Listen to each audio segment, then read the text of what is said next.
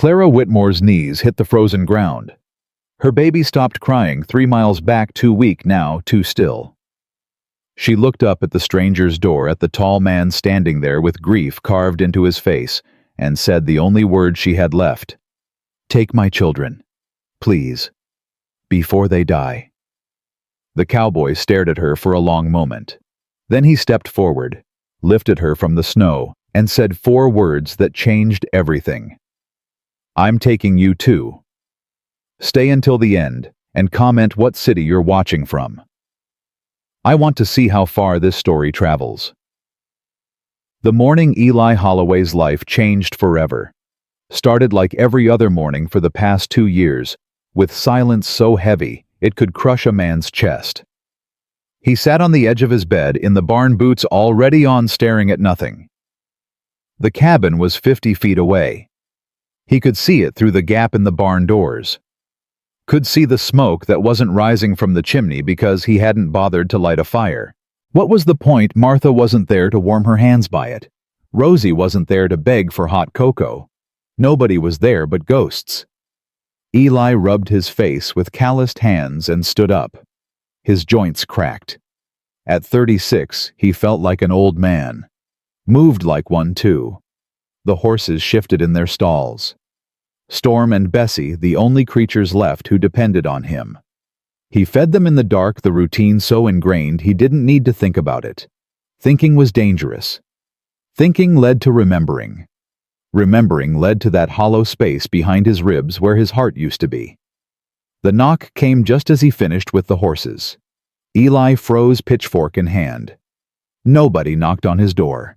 His nearest neighbor was 8 miles south, and they'd stopped trying to visit after he refused to answer for the 4th time. The town of Lander was 15 miles east, and he only went there when starvation became a more pressing concern than solitude. The knock came again. Weaker this time. More like scratching. He set down the pitchfork and moved toward the cabin, his hand automatically going to the rifle he kept by the barn door. The snow crunched under his boots, fresh powder from last night, maybe 4 inches deep. The temperature had dropped hard. Probably 10 below. Whatever fool was out in this cold was either desperate or dying. He rounded the corner of the cabin and stopped dead. A woman knelt on his porch. Actually knelt like she was praying, except her forehead was pressed against his door, and her whole body was shaking. Her dress was thin, far too thin for Wyoming winter. Her feet were wrapped in rags that might have been shoes once. Her hair hung in frozen tangles down her back. Behind her, huddled together like a litter of abandoned pups, were 4 children. The oldest couldn't have been more than 9. They weren't crying, weren't making any sound at all. Eli had seen that kind of silence before. During the war, in field hospitals and prison camps. It was the silence of people who'd gone past fear into something else entirely. "Ma'am." His voice came out rusty from disuse. "Ma'am, can you hear me?" The woman's head lifted slowly. Her face was so thin he could see the shape of her skull beneath the skin. Her lips were cracked and bleeding, but her eyes, God Almighty, her eyes were still alive, still burning with something that looked like fury and desperation and love all tangled together. "Please." The word came out as a whisper. "Please, mister. I'm begging you." Eli took a step closer. The oldest child, a girl with brown-red hair and eyes too old for her face, moved to put herself between him and the woman, protecting her mother even though she could barely stand herself. "Easy," Eli said the way he'd talk to a spooked horse. "Ain't gonna hurt nobody. What do you need?" The woman struggled to her feet. She was holding something against her chest, wrapped in a blanket so threadbare he could see through it. The bundle was small, too small, and it wasn't moving. "My children." Her voice cracked on the words. "Take my children. They're good. They won't be trouble. They can work. Just..." Her breath hitched. "Just don't let them die. I'm begging you. Take them before it's too late." The words hit Eli like a physical blow. He'd heard a lot of desperate pleas in his life. made a few himself kneeling beside his wife's bed, begging God for a miracle that never came. But he'd never heard a mother offer to give away her children. "How long since you've eaten?" The question came out harder than he meant it to. "Any of you?" "I don't remember." The woman swayed on her feet. 3 days. Maybe 4. The children had the last of our food. Yesterday morning, I think. Or the morning before. Mama's lying. The oldest girl stepped forward, her chin lifted despite the trembling in her legs. "She gave us her share. All of it. She hasn't eaten in a week, maybe more." "Josie." The woman's voice held a warning, but there was no strength behind it. "It's true." The girl Josie didn't back down. "Our daddy died in the mine 4 months ago. They took our house. We've been walking for 3 weeks looking for work or family or anyone who'd help us." Her voice wobbled, but didn't break. "We got nobody, mister. Nobody at all." Behind her, the other children pressed closer together. 2 boys, maybe 5 or 6, holding hands so tight their knuckles were white. A tiny girl no more than 3, sucking her thumb and staring at Eli with enormous eyes. And in the woman's arms, still and silent, the bundle that was either a baby or a body. The little one. Eli's throat tightened. "Is it? She's alive?" The woman clutched the bundle tighter. "Barely. She's got fever. Won't eat. Won't cry." Her face crumpled. "She stopped crying 2 days ago. That's when I knew, that's when I—" She didn't finish. She didn't have to. Eli looked at them. Really looked. 5 children in rags, blue-lipped from cold. A mother who'd walked for 3 weeks in the dead of winter, giving away her own food until she was barely more than a skeleton. A baby dying in her arms. And she'd come to him. To his door. To beg a stranger to save what she couldn't save herself. Behind him, the wind picked up. Snow swirled around the porch. The temperature was still dropping, and these people had maybe an hour before the cold finished what starvation had started. He could turn them away. Tell them the town was 15 miles east, that the church might help them, that he didn't have anything to offer. He could close his door and go back to his silence and his ghosts and his slow march toward a grave on the hill next to Martha and Rosie. He could do that. The little girl with the thumb in her mouth took a tiny step forward. Her other hand reached out toward him, fingers spread wide like she was asking for something she didn't have words for. Eli thought about his daughter. About how she used to reach for him like that when she was scared. About how he'd always picked her up and held her close and promised that Daddy would keep her safe. He'd broken that promise. Broken it into a million pieces when the fever took her, and he couldn't do a damn thing to stop it. "Come inside." The words were out before he could stop them. "All of you, now." The woman stared at him like she couldn't understand English. "Ma'am, I ain't gonna ask twice. Get yourself and those children inside before you freeze to death on my porch. You're—" She swallowed hard. "You're letting us in, why?" "Because I ain't in the business of letting children die when I can stop it." He reached past the girl Josie and pushed open his cabin door. "Move." For a long moment, nobody did. The children looked at their mother. The mother looked at Eli with an expression he couldn't read, hope and fear and suspicion, all mixed together. Then Josie stepped forward. She grabbed the 2 boys by their hands and pulled them toward the door. "Come on." He said, "Come in. We're going in." "Josie, wait." "Mama?" The girl stopped and looked back at her mother, 9 years old and carrying the weight of the world. "We don't got a choice. If we stay out here, we die. If he's gonna hurt us, at least we'll be warm first." The logic was brutal. The delivery was worse. Eli's jaw tightened. What kind of life had these children lived that a 9-year-old could say something like that? What kind of world had taught her to weigh death against warmth and come up with an answer? The mother flinched like she'd been slapped. Then she nodded once, sharp and quick, and followed her children into the cabin. Eli came in last, closing the door against the wind. The cabin was cold. He hadn't lit a fire in days, but it was warmer than outside. The children clustered near the empty fireplace, not touching anything, barely breathing. The mother stood in the middle of the room, swaying slightly, clutching her baby like someone might try to take it from her. "Sit." Eli pointed to the chair by the table, his only chair. "Before you fall down." She didn't argue. She couldn't. Her legs gave out halfway to the chair, and she would have hit the floor if Eli hadn't caught her elbow. He guided her into the seat and looked at the baby in her arms for the first time. His stomach dropped. The child was maybe 5 months old. Her skin was flushed with fever, her breathing shallow and rapid. Her eyes were open but unfocused, like she was looking at something far away that nobody else could see. Eli had seen that look before too. "I got medicine," he heard himself say. "Willow bark. From when my—" He stopped. "It might help with the fever." The woman's head came up. "You'd waste medicine on us, on strangers." "Ain't wasting anything." He moved to the shelf above the dry sink and pulled down the brown bottle he'd never been able to throw away. Doc Caldwell had left it when Rosie was sick. It hadn't saved her, but maybe it could save this one. "Here, few drops in water. Not too much, she's small." The woman took the bottle with shaking hands. Her eyes were wet, but she didn't cry. Eli suspected she'd forgotten how. "I don't even know your name," she whispered. "Holloway. Eli Holloway." "Clara Whitmore." She looked down at the baby. "This is Samuel. Sammy. We call him Sammy after his father." "Your husband. He died in the mine collapse 4 months ago." Her voice was flat, empty. "They said it was his fault. Said he violated safety rules.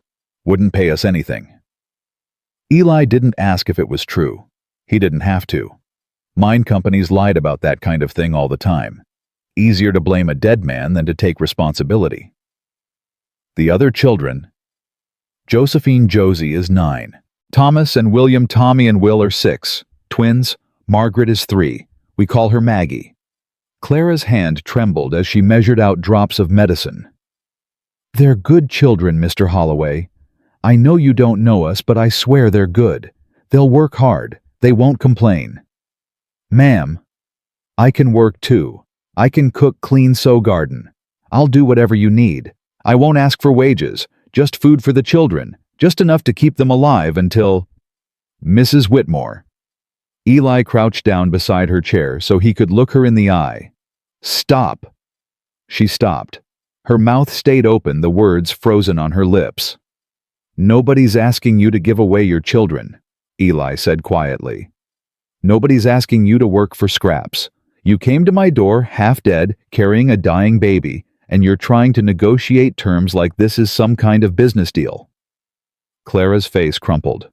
"What else do I have to offer? I don't have money. I don't have anything worth—" "You don't need to offer anything." He stood up.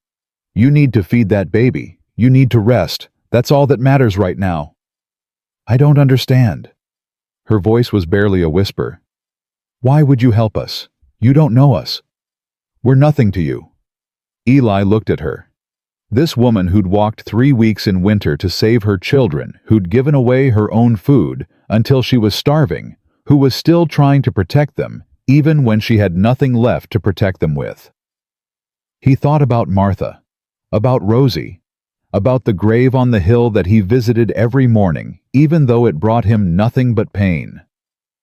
"Because my wife would have helped you," he said finally. "Because if she was standing here instead of me, she'd already have your children wrapped in blankets and fed twice over. And because," his voice cracked, "because I ain't got much left to give. But what I got, I can give to someone who needs it." Clara stared at him for a long moment. Then the tears came silent, streaming down her face, leaving clean tracks in the dirt on her cheeks. She didn't make a sound, didn't sob or wail, just cried with the quiet desperation of someone who'd held it together for so long that falling apart was almost a relief. Eli turned away to give her privacy. To the children, he said, "You kids hungry?" 5 heads nodded in unison. Even the little one, Maggie, who probably didn't understand the question, but knew the answer was supposed to be yes. All right. He moved to his larder, such as it was. Half a sack of cornmeal, some dried beans, jerky, eggs from this morning, preserves that Martha had put up 3 years ago that he still couldn't bring himself to open. Let's get some food in you. Josie stepped forward. Can I help, Mr. Holloway? He looked at her. This girl who'd been a mother to her siblings for God knows how long, who'd called out her own mother's lies to make sure she got fed, who'd walked into a stranger's house because dying warm was better than dying cold. Yeah, he said roughly. You can help. Come show me how to make those Johnny cakes your mama taught you. Something flickered in Josie's eyes. Not quite a smile, but close. Yes, sir, she said. I can do that. They cooked together in silence. Eli mixed the batter while Josie heated the skillet. The twins sat on the floor by the fireplace, which Eli had finally lit, the warmth spreading through the cabin for the first time in days, watching with huge eyes. Maggie had crawled into her mother's lap beside the baby, and Clara was rocking them both, singing softly under her breath. It was a lullaby, one that Martha used to sing. Eli's hands stopped moving. For a moment he couldn't breathe. Mr. Holloway. Josie's voice was uncertain. Is the batter okay? He forced himself to focus. Yeah, it's fine. Just got lost in my head for a minute. Josie nodded like she understood exactly what he meant. She probably did. 9 years old, and she probably knew more about loss than most adults. The first Johnny cakes came off the skillet golden and steaming. Eli slid them onto a plate and handed it to Josie. Give those to your brothers. Tell them to eat slow. Their stomachs won't be used to food. Going too fast will make them sick. Josie carried the plate to the twins like it was made of gold. Tommy and Will fell on the food with a desperation that made Eli's chest ache. He had to physically slow them down, crouching beside them with his hands on their shoulders. Easy, boys. Easy. There's more coming. You don't have to rush. Tommy looked up at him with cornmeal smeared across his face. Is there really more? Yeah. Eli's voice came out rough. There's really more. The relief that flooded the boy's face was almost too much to bear. Such a simple promise, more food, and it meant the whole world. They ate until there was nothing left. The cornmeal, the jerky, the eggs, even the preserves that Eli finally opened, because starving children mattered more than preserved memories. Clara tried to refuse her share, tried to push it toward the children, but Eli wouldn't let her. You're no good to them dead, he said bluntly. Eat. She ate, slowly, carefully, like she'd forgotten how. The baby took a little milk mixed with medicine, then fell asleep against Clara's chest. A real sleep this time, not the terrifying stillness of before. By mid-morning, the children were drowsy from food and warmth. Eli spread blankets on the floor near the fireplace and watched them curl up together like a pile of puppies, arms and legs tangled, seeking comfort in closeness. Maggie fell asleep first, her thumb still in her mouth, then the twins holding hands even in sleep. Josie fought it longer, her eyes darting around the cabin like she was looking for threats, but eventually, exhaustion won. Her head dropped onto Tommy's shoulder, and she was out. Clara sat in the chair, the baby in her arms, watching her children sleep with an expression of such naked relief that Eli had to look away. They're safe, she whispered. For right now, they're safe. Yeah. He moved toward the door. They're safe. Where you going? Barn. Got animals to tend. You rest while I'm gone. Mr. Holloway. Her voice stopped him with his hand on the door. Why? Really, you still haven't told me why. He stood there for a long moment, staring at the wood grain of the door he'd hung himself in the cabin he'd built for a family that no longer existed. 2 years ago, he said without turning around. My wife and daughter died. Fever. Took them both inside a week. He paused. I buried them on the hill behind the cabin. I visit them every morning. Clara was silent. I've been walking around dead ever since, going through the motions, Eating, sleeping, working, but not living. Not really. He finally turned to look at her. Then you knocked on my door with 5 children who needed help. And for the first time in 2 years, I felt something other than grief. What did you feel? Eli considered the question. Purpose, I reckon. Maybe hope. Something worth getting up for that ain't just another day of surviving. Clara's eyes filled with tears again. I'm so sorry. About your wife, your daughter. I'm so sorry. Don't be sorry. He opened the door. Just rest. Get strong. We'll figure out the rest later. He stepped out into the cold, pulling the door shut behind him. The wind had died down, and weak winter sunlight was breaking through the clouds. The snow glittered like diamonds scattered across the ground. Eli stood on his porch and breathed in the freezing air and tried to understand what had just happened. 6 people. His cabin now held 6 living, breathing people, where yesterday there had been only ghosts. He should be terrified. Should be calculating how much food he had, how long it would last, how impossible this all was.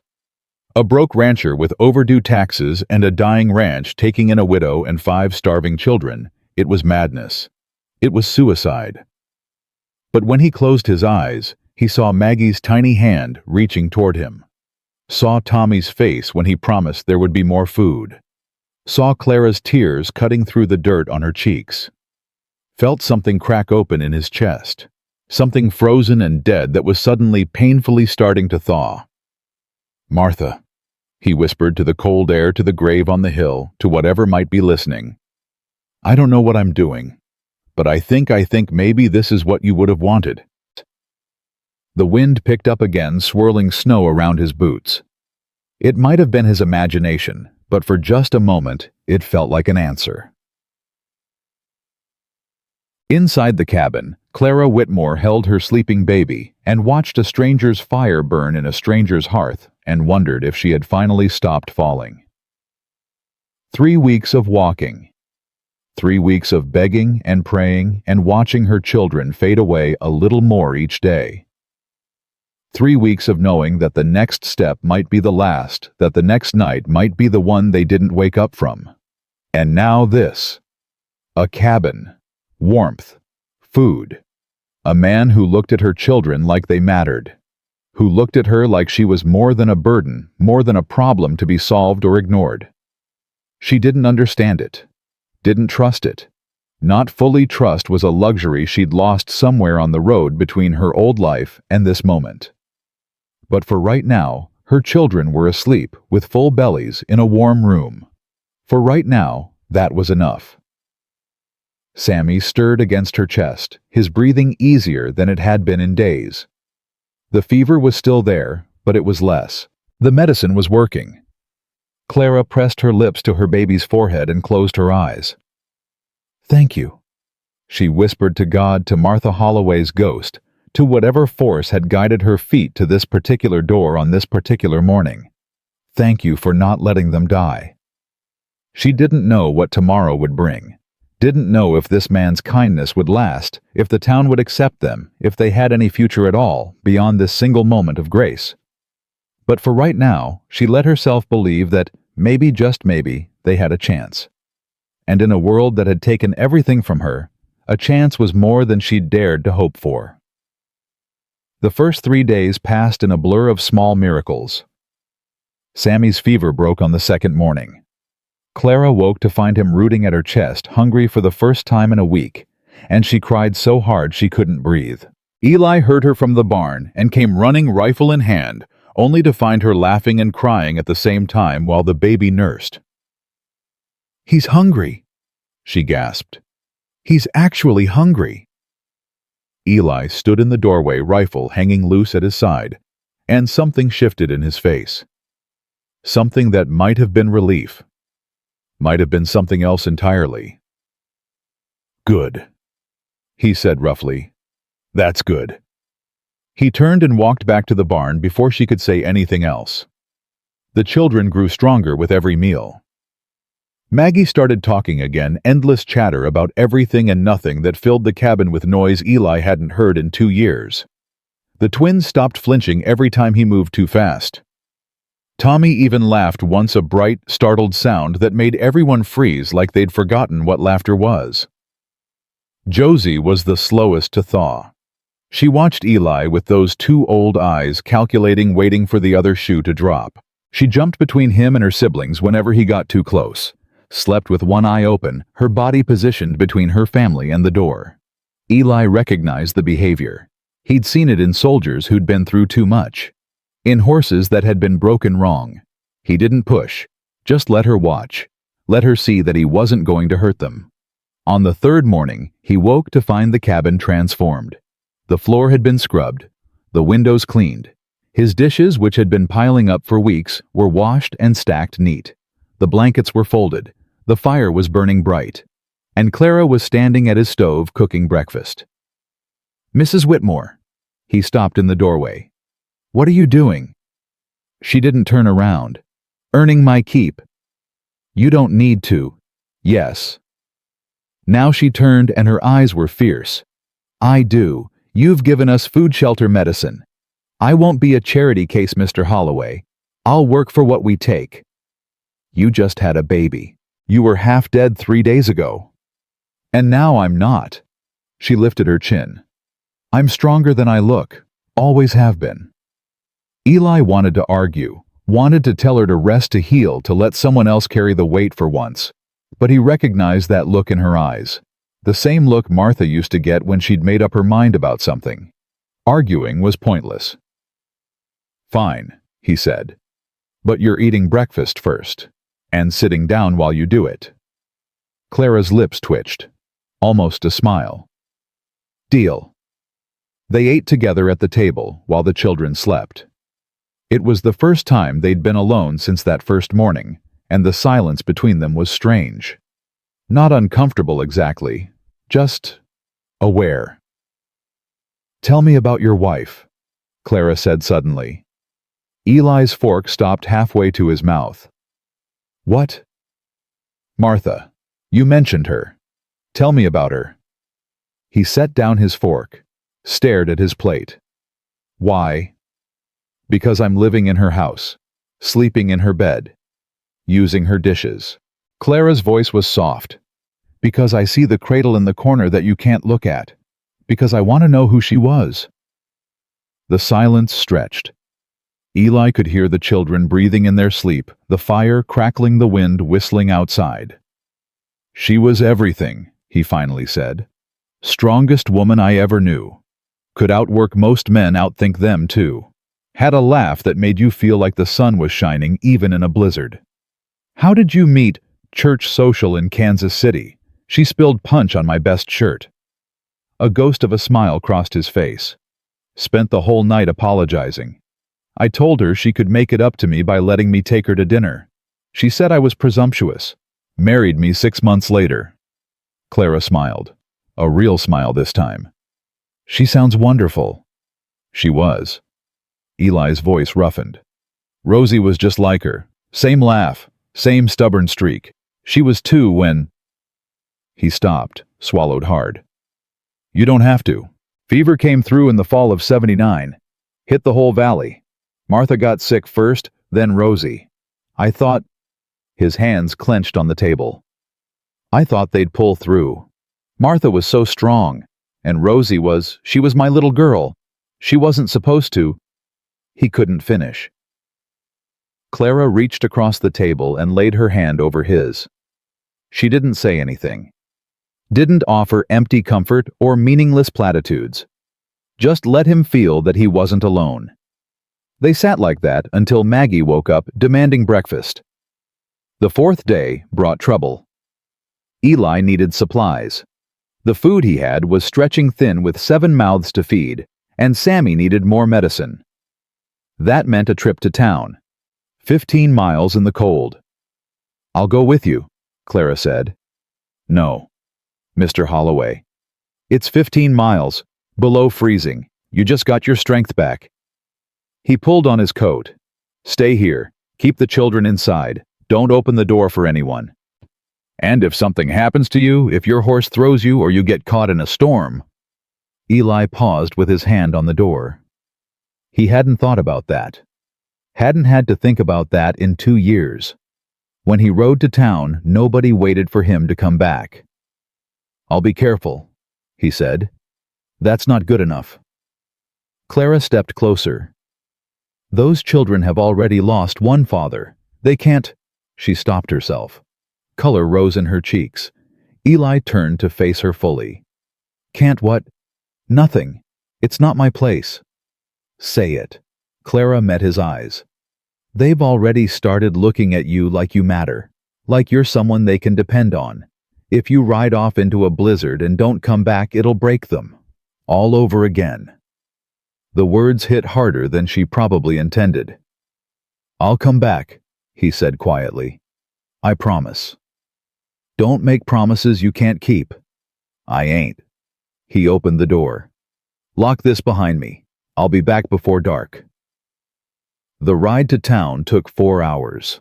Storm was steady and sure-footed, but the cold was brutal. By the time Eli reached Lander, his face was numb and his fingers could barely grip the reins. The town looked the same as always. Same wooden buildings, same muddy street, same people who'd watched him disappear into grief for 2 years and stopped trying to pull him out.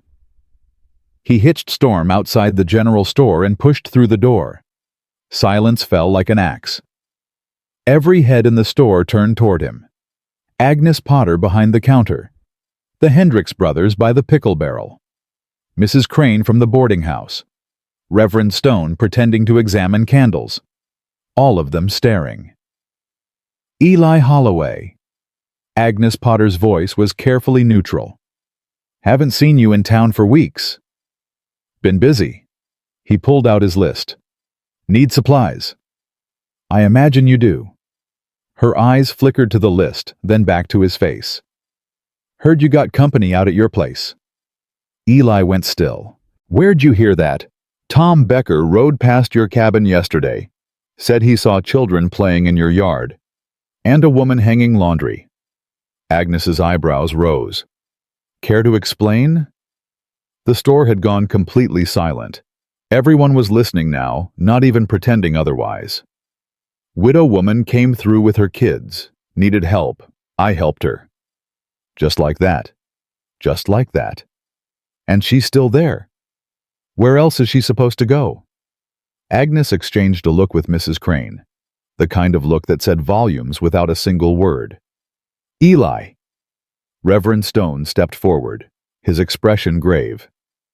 "You know I think highly of you, but having an unmarried woman living in your home—" "Her children were starving." Eli's voice went flat. "Her baby was dying. Was I supposed to let them freeze on my porch while I worried about what people might think? Of course not. But there are proper channels. The church has resources." The church turned her away. Eli didn't raise his voice, but something in his tone made the Reverend step back. "She already tried. They told her they didn't have resources for wanderers." Reverend Stone's face reddened. "I'm sure there was a misunderstanding." "There wasn't." Eli turned back to Agnes. "You gonna sell me supplies or not?" Agnes hesitated. Her eyes moved around the store, taking the temperature of the room. Whatever she saw made her mouth thin. "Payment up front," she said finally. "No credit." "I've had credit here for 5 years." "That was before you took in—" She stopped herself. "That was before. Things change." Eli felt something cold settle in his chest. Not surprise. He'd known this was coming somewhere deep down. Known that helping Clara would cost him. He just hadn't expected it to cost so much so fast. "How much?" he asked. Agnes tallied his list. $14 for everything. He had 12 in his pocket. Everything he'd been saving. "I've got 12. Then you'll have to do without something." Eli looked at the list. Flour, sugar, coffee, dried beans, salt pork, medicine. The medicine alone was $3, but without it, Sammy might relapse. The fever could come back stronger. Clara could lose her baby. He couldn't let that happen. "I'll take the medicine," he said. and whatever else $12 buys. Agnes counted out his supplies with efficient movements. No warmth in her hands. No friendliness in her eyes. The woman who'd sold him his first bag of seed, who'd given him advice on crop rotation, who'd cried at Martha's funeral. She looked at him now like he was a stranger. Or worse, like he was something to be ashamed of.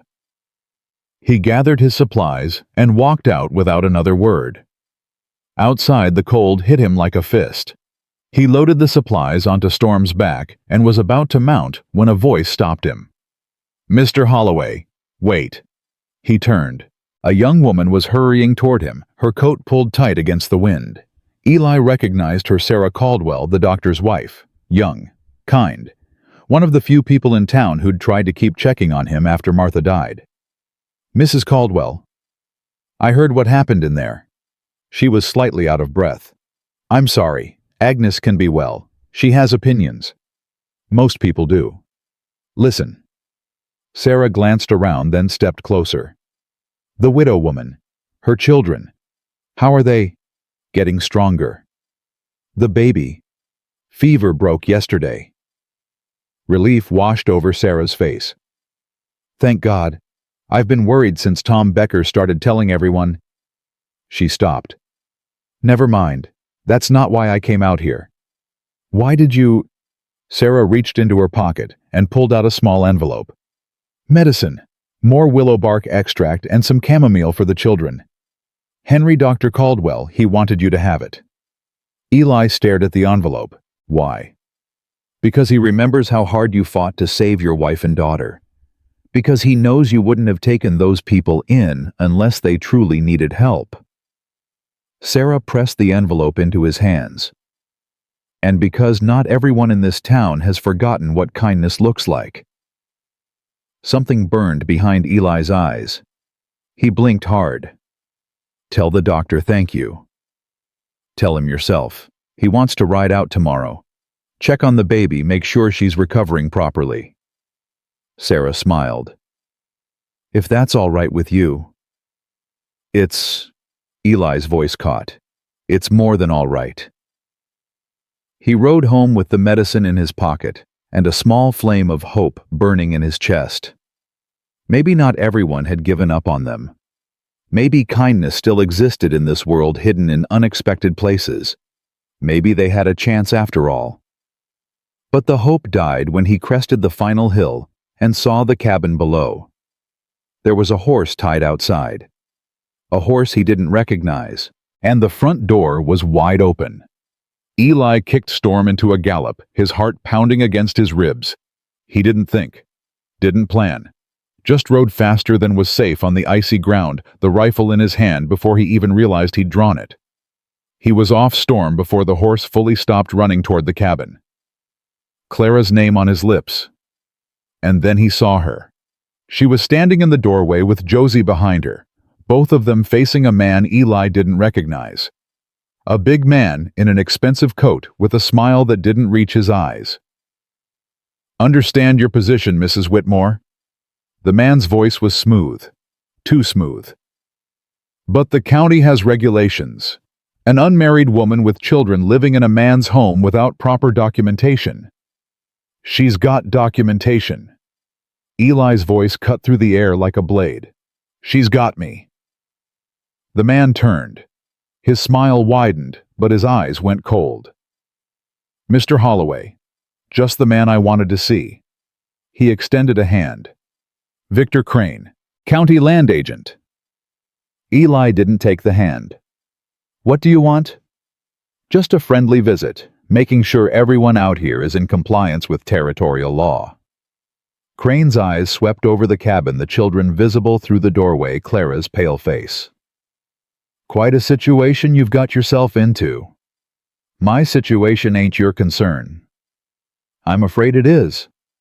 You see, when a property owner takes in residents without proper documentation, it becomes a county matter." Crane pulled a notebook from his pocket. "I'll need names, ages, proof of identity for the widow and her children." "My husband's death certificate is in our belongings," Clara said. Her voice was steady, but Eli saw her hands trembling. "I can show you. And proof of your marriage." Clara went pale. The certificate was lost, in a fire, years ago. How unfortunate. Crane's smile turned predatory. "Without proof of marriage, you're not legally a widow, just an unmarried woman with children, living in a man's home, unsupervised." "What exactly are you implying?" Eli stepped forward. "I'm not implying anything. I'm simply noting that the territorial government takes a dim view of irregular domestic arrangements." Crane tucked his notebook away, especially when there are children involved. The threat was clear, unspoken, but clear. "Get off my land." Eli's voice was quiet, deadly. "Now." "Mr. Holloway, I'm only doing my job." "Your job is to collect taxes and file paperwork, not to harass widows and threaten children." Eli took another step forward. "You've got about 30 seconds to get on that horse before I help you onto it." Crane's smile finally faded. Something ugly flickered in his eyes. "You're making a mistake," he said. "I have authority in this territory. Power you can't imagine. And I've got a rifle and nothing left to lose. You want to find out which one matters more." For a long moment nobody moved. Then Crane laughed, a cold sound with no humor in it. "We'll see each other again, Mr. Holloway, soon." He tipped his hat to Clara. "Mrs. Whitmore, lovely to meet you." He mounted his horse and rode away. Eli watched until he disappeared over the ridge. Then he turned to Clara. She was shaking, trembling so hard she had to grip the doorframe to stay upright. "Who was that?" she whispered. "Trouble." Eli guided her inside and closed the door. "He say anything else before I got here? Ask anything." He wanted to know how long we'd been here, how we knew you, whether we were planning to stay. Clara sank into the chair, pulling Sammy close. He looked at the children like they were merchandise. "Mama," Josie's voice was small. "Is the bad man going to take us away?" Clara's face crumpled. She pulled her daughter close, but she didn't have words, couldn't find them through the fear. Eli knelt down in front of them both. "Nobody's taking anybody anywhere," he said. "You hear me, nobody. You can't promise that." Josie's eyes were wet, but her voice was steady. "He's got power. You said so yourself. He's got the power the county gives him, that's all. And there ain't a law in this territory that says a widow can't stay with someone who's helping her." Eli looked at Clara. "Is there... I don't know." Clara's voice broke. "I don't know anything anymore." "Then we'll find out. Doc Caldwell's coming tomorrow. His wife already told me. He'll know the law. He'll help us. And if he can't," Eli stood, "then we'll find another way. Whatever it takes." That night, after the children were asleep, Clara found Eli standing on the porch. He was staring at the horizon, his jaw tight. "You should have let us go," she said. He turned. "What?" "When Crane was here. You should have told him we'd leave, that we were just passing through." Clara wrapped her arms around herself. "Now you're in it too. Whatever happens, you're tangled up in our mess." "Your mess. We brought this on you. All of it. The town turning against you. The credit at the store. Now some county official threatening Clara." It was the first time he'd used her first name. "Stop." She stopped. "You didn't bring anything on me that wasn't already coming." He faced her fully. "I've been dying slow for 2 years. Every day the same. Every night the same. Just existing. Waiting for it to end without having the courage to end it myself." "Eli." "Then you knocked on my door. Half dead, carrying a dying baby, offering to give up your children to save them. And I felt something. For the first time in 2 years, I actually felt something other than grief." Clara's eyes glistened in the moonlight. "So no," Eli continued, his voice rough. "I'm not sorry you're here. I'm not sorry Crane knows about you. And I'm sure as hell not sorry I told him to get off my land. What if he comes back? Then I'll tell him again. What if he brings the law? Then we'll face it together. Clara stared at him for a long moment. Then she stepped forward and laid her hand on his chest over his heart. "Why?" she whispered. "Why would you risk everything for people you don't even know?" "Because maybe I'm tired of being alone." Eli covered her hand with his. "Because maybe I want something worth fighting for again." They stood like that in the cold, neither moving, neither speaking. Just two broken people holding on to each other in the dark. Finally, Clara pulled away. "I should check on Sammy." "Yeah." Eli's voice was thick. "I should the horses need—" "Good night, Eli." "Good night, Clara." She went inside. He stayed on the porch, staring at the stars, his heart beating harder than it had in years. What the hell was he doing? Falling in love with a widow he'd known for 4 days. Taking on a county official with power and resources he couldn't match. Risking everything for a family that wasn't his. Martha would have laughed at him, would have told him he was being a romantic fool, but she also would have loved Clara, would have loved the children, would have opened her arms and her home without a second thought. That's what Martha always did. She loved without reservation, gave without counting the cost. Maybe it was time Eli learned to do the same. Inside the cabin, Clara pressed her back against the closed door and tried to steady her breathing. Her hand still tingled where she'd touched him. Her heart still raced from standing so close. What was happening to her? Samuel had been dead for 4 months. 4 months. She was still wearing his ring. Still dreaming about him sometimes, still reaching for him in the night and finding empty space. She had no business feeling anything for another man. No right to stand on a stranger's porch and put her hand on his chest like she belonged there. But when Eli looked at her, when he said her name, something inside her that had been frozen solid since Samuel died started to thaw. And that terrified her more than Victor Crane ever could. Doc Caldwell arrived the next morning with his medical bag and news that made Eli's blood run cold.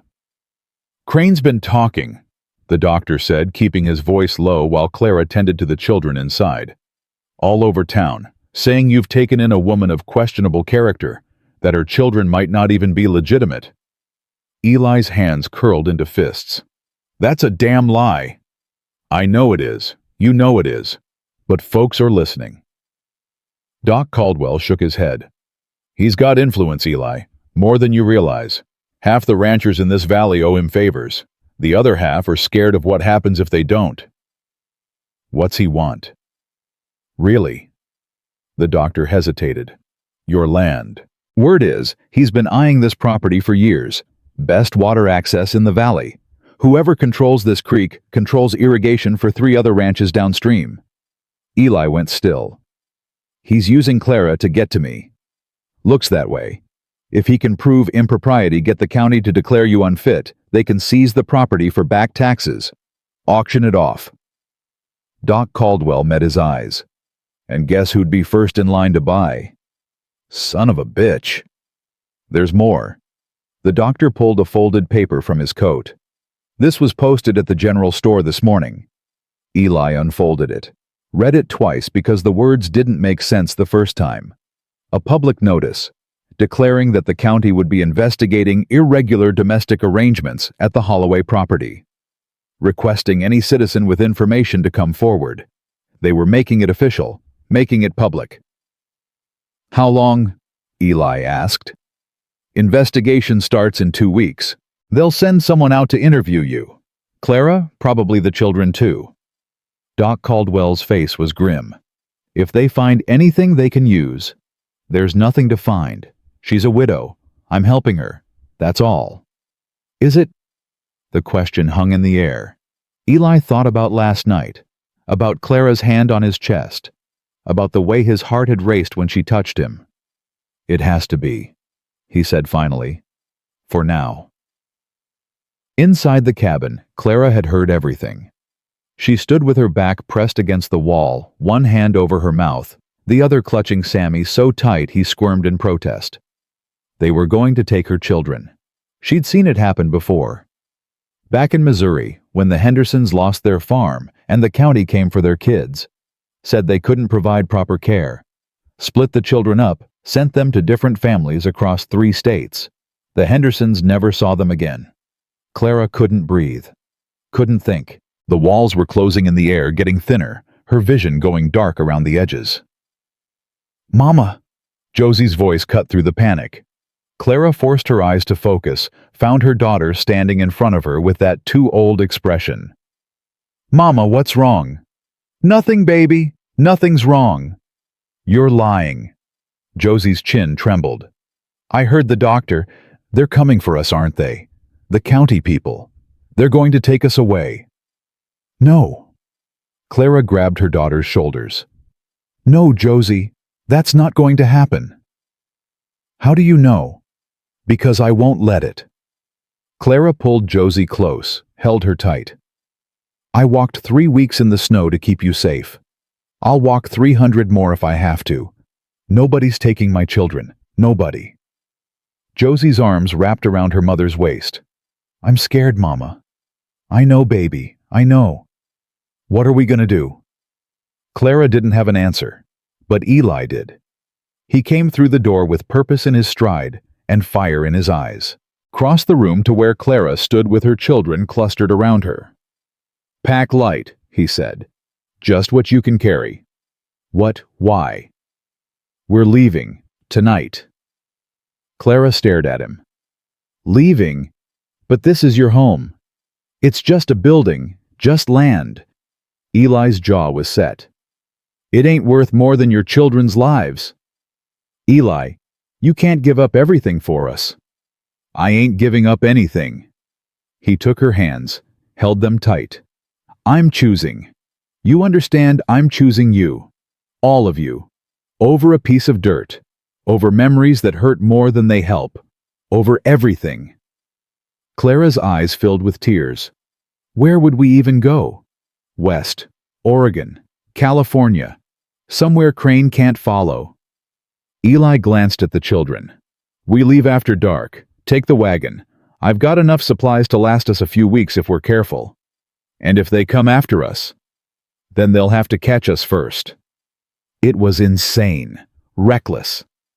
Exactly the kind of desperate plan that gets people killed. But when Clara looked at her children's faces, Josie's fear, Tommy's hope, Will's quiet determination, Maggie's confusion, Sammy's innocent sleep, she knew there was no other choice. "All right," she said. "We go tonight." They spent the day preparing. Eli sorted through supplies while Clara packed what little they had. The children were told just enough to understand they were going on a trip. A long trip. They needed to be quiet and brave.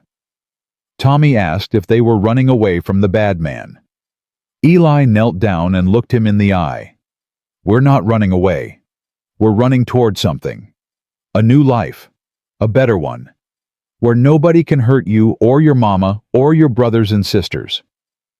"Are you coming too?" "Yeah, son, I'm coming too." Tommy threw his arms around Eli's neck.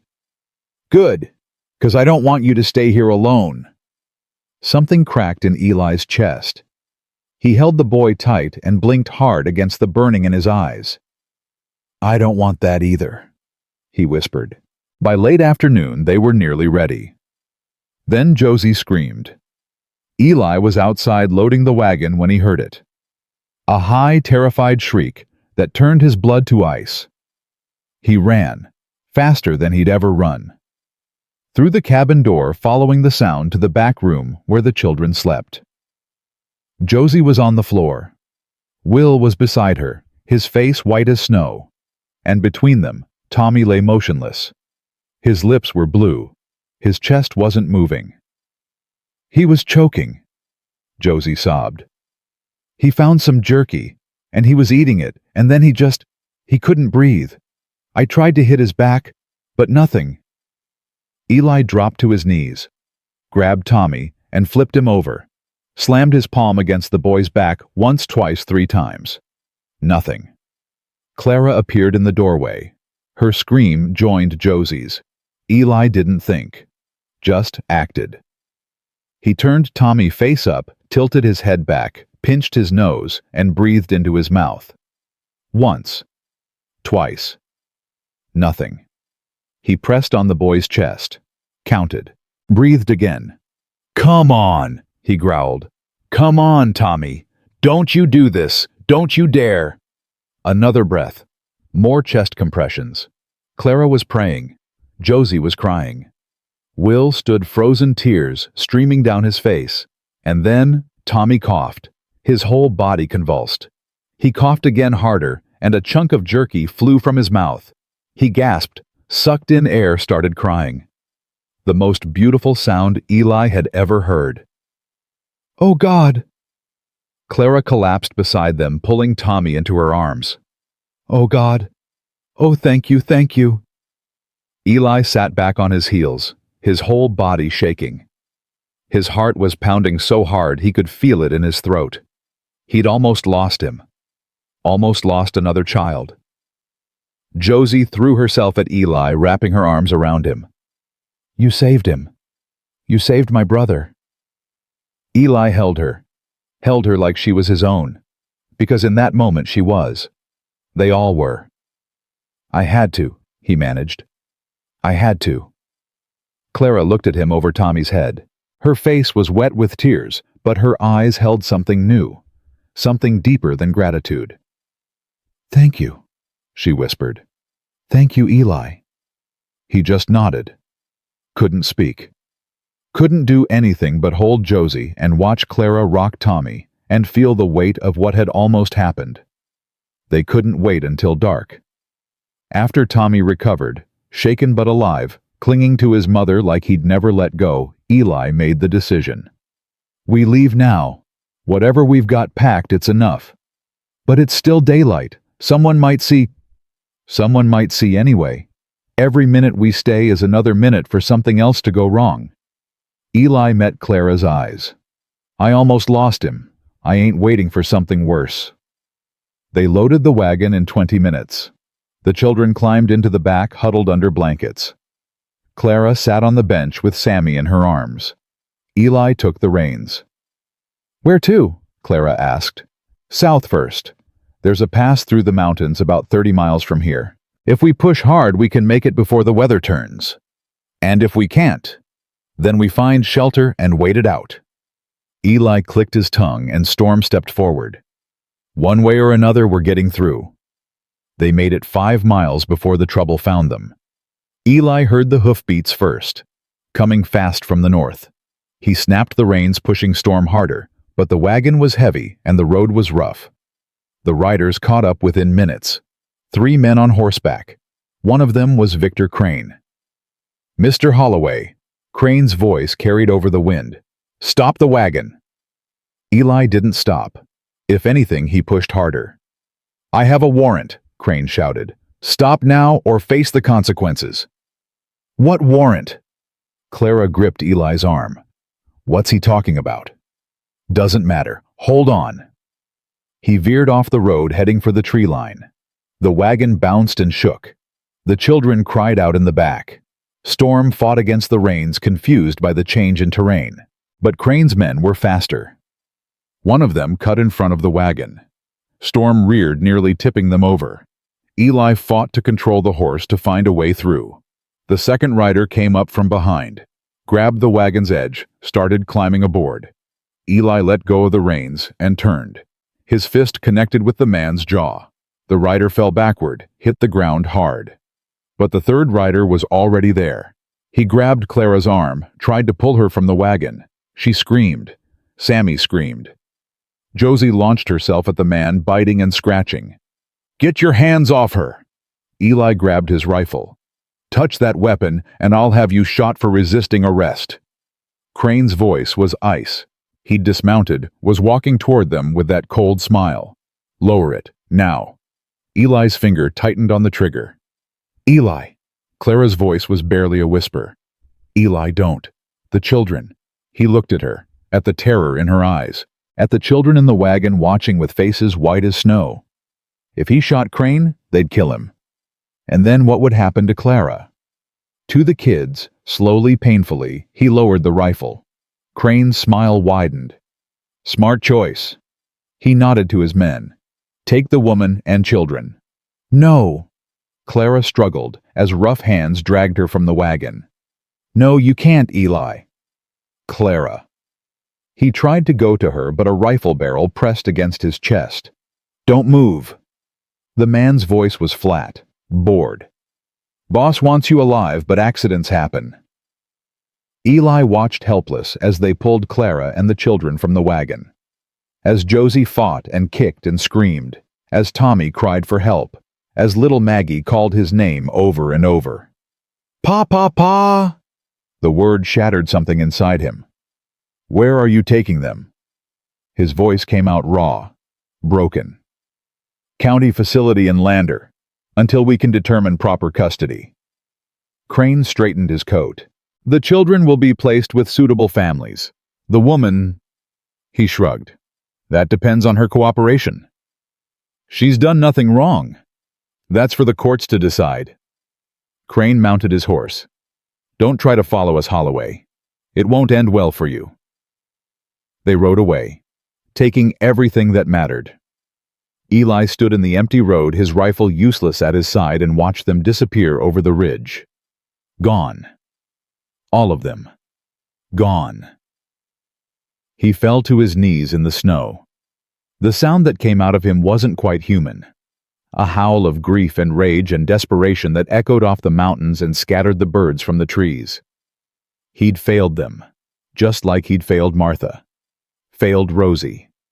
Everyone he loved, everyone he tried to protect, gone. The cold seeped through his clothes. His hands went numb. He didn't care. Didn't feel anything except the hollow space where his heart used to be. Minutes passed. Maybe hours. Then he heard a voice. Mr. Eli's head came up. A boy stood at the edge of the road, maybe 12 years old, ragged clothes, frightened eyes. Mister, I saw what happened. The boy swallowed hard. I know where they're taking them. Eli was on his feet in an instant. Where? Tell me. Old Harmon Place, about 6 miles east. Crane uses it for... The boy hesitated. For people he don't want found. Why are you telling me this? 'Cause my ma was one of them people. The boy's voice cracked. 3 years ago. Crane took our farm, took her when she fought back. I never saw her again. His hands clenched into fists. I was too little to do anything then. But I ain't too little now, and neither are you. Eli looked at the boy, at the rage and pain in his young eyes. What's your name, son? Daniel. Daniel Mercer. Daniel. Eli put a hand on his shoulder. You just gave me something I didn't have 5 minutes ago. What's that? Hope. Eli turned toward his wagon. Now show me how to get to this Harmon Place. And pray to God we're not too late. Clara sat in the darkness, her children pressed against her, and tried not to fall apart. They'd thrown her into a cellar. Stone walls. Dirt floor. One tiny window too high to reach. The children were crying, all except Josie, who sat rigid and silent with her arms around her siblings. Mama! Tommy's voice trembled. Where's Pa? The word hit Clara like a physical blow. Pa. He'd called Eli Pa. He's coming, baby. She pulled him closer. He's coming to get us. How do you know? Because he promised.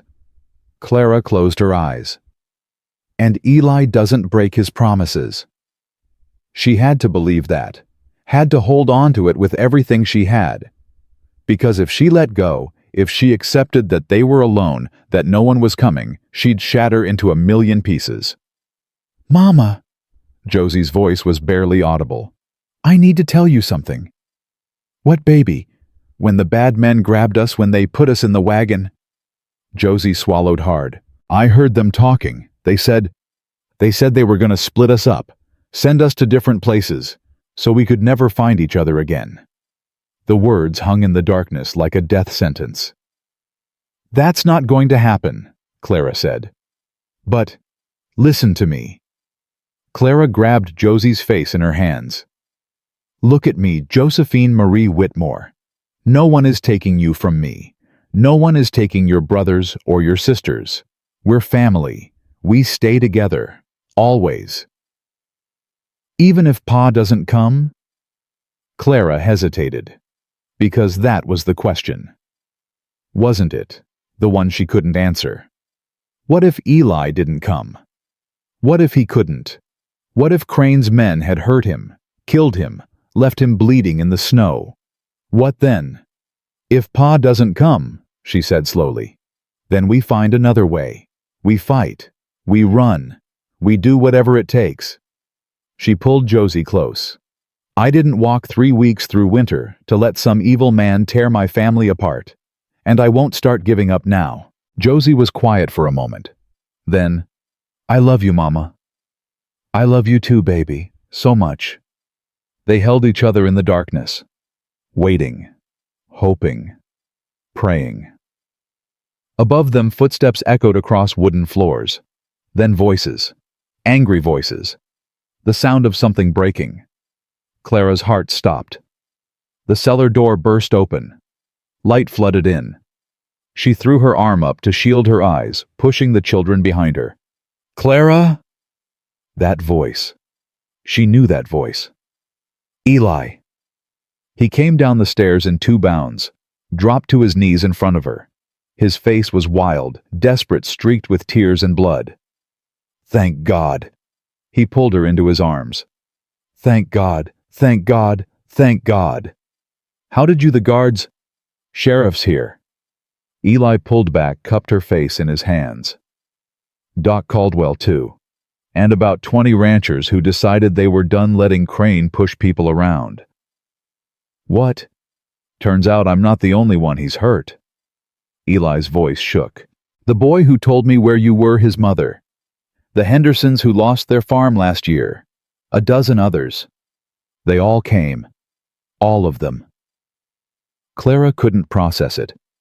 Couldn't understand how everything had changed so fast. The children, she managed. Are they? Right here. Eli turned. Come on, kids. Let's get you out of here. Tommy launched himself at Eli, then Will, then Maggie, who was sobbing so hard she could barely breathe. Josie held back for 1 moment, then threw herself into the pile, and Sammy, still somehow asleep, threw everything nestled against Clara's chest. Let's go home, Eli said. Home, Clara's voice cracked. But the ranch is still ours, and with Crane in custody, it's gonna stay that way. Eli stood lifting Maggie onto his hip. The sheriff's taking him in. Charges of kidnapping, false imprisonment, corruption. It's over, Clara. It's finally over. Clara couldn't move. Couldn't believe it. Hey. Eli touched her cheek. You okay? I don't. She shook her head. I don't know what I am. How about free? His voice was soft.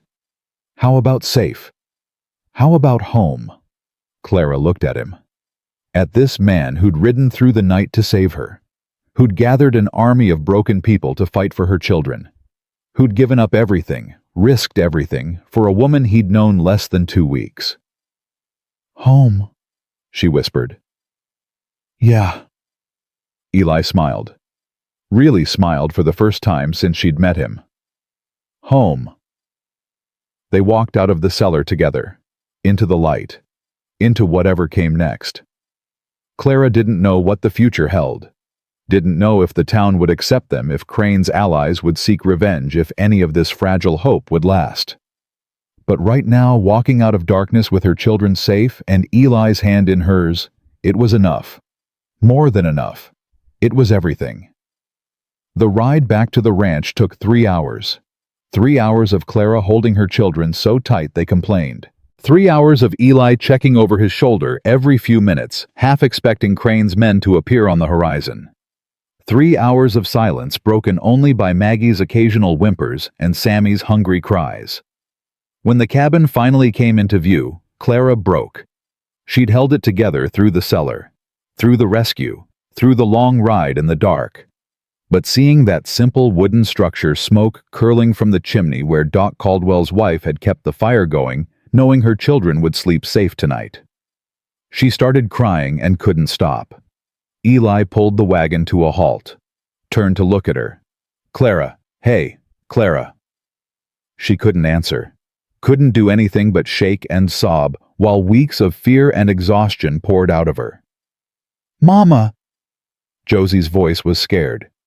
"Mama, what's wrong?" "Nothing, baby."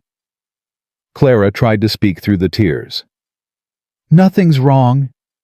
Everything's... She couldn't finish.